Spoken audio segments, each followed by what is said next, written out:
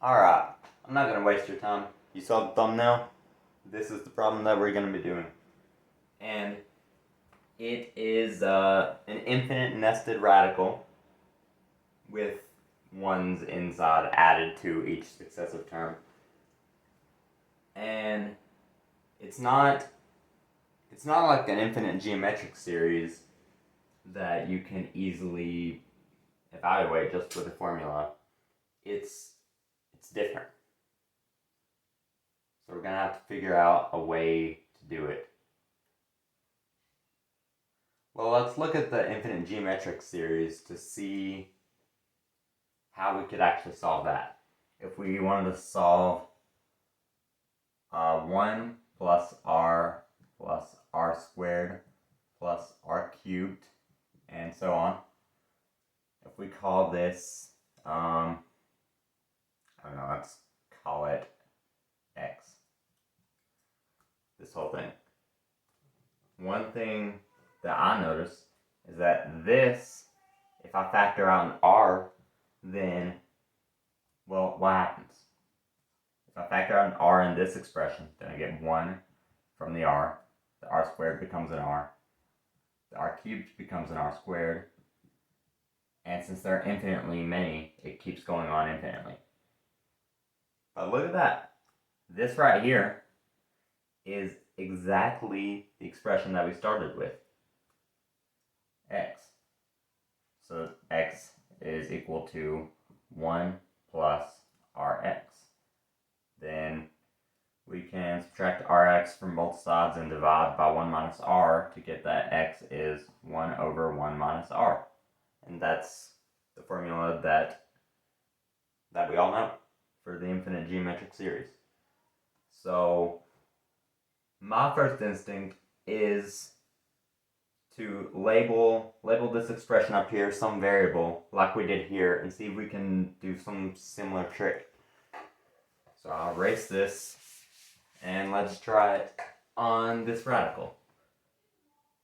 I'm going to start by calling it x, and let's see, what we did in the infinite geometric series was we factored out an r from one of the expressions, and that actually was in terms of x.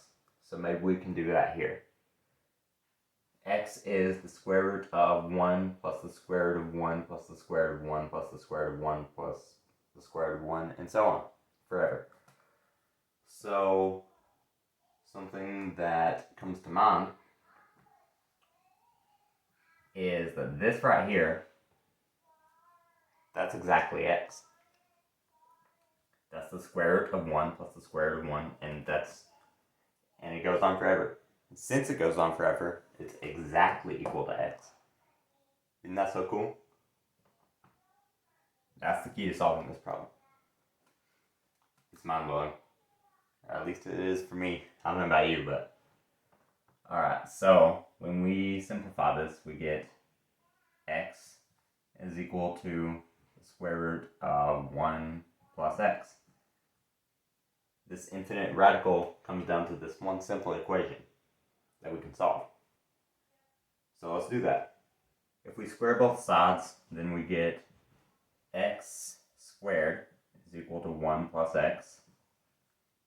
And then we get, well, let's move the 1 and the plus x over to the left.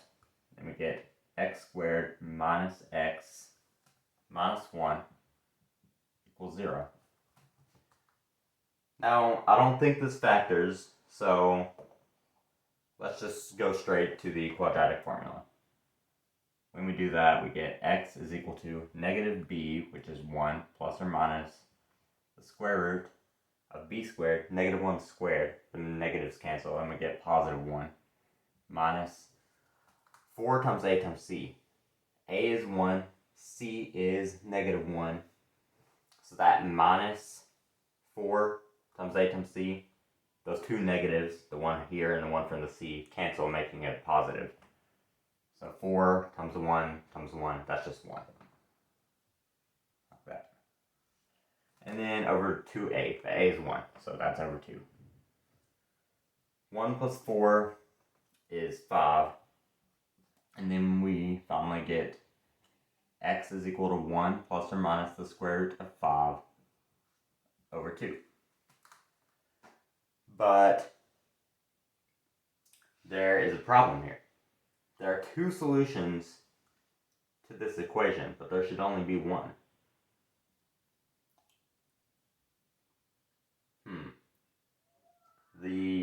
I think the problem is that when we squared both sides, that created some issues, because we can technically only do stuff to both sides of an equation if it is 1 to 1. And x squared, if you look at the graph of x squared, it's a bad coordinate axis, but it's like this. And that's not 1 to 1, because we can choose any y value, say 1, say this is x squared. Then we don't get a unique x value that yields that y value. We can get -1 or +1 if that's the graph of x squared. So that's the issue. And one thing that I notice is that x right here, this radical, since the outermost operation is the square root of something, that by default is going to be greater than 0. Or greater than or equal to 0, I should say. So we can just pick the positive one of these. The -1, that'll yield around x equals -1, somewhere around there. And that's negative. That's no good. We don't want that. But if we take the positive one, then we get x is equal to 1 plus the square root of 5 over 2. And this may look a little bit familiar. Can you recognize it? That's exactly the golden ratio. The answer to this whole problem is x is equal to 1 plus the square root of 5 over 2, which is the golden ratio. Isn't that so cool?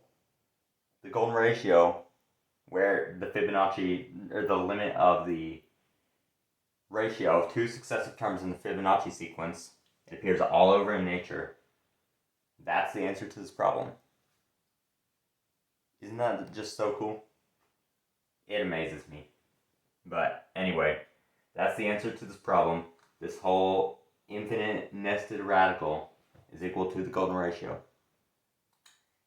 And we're done.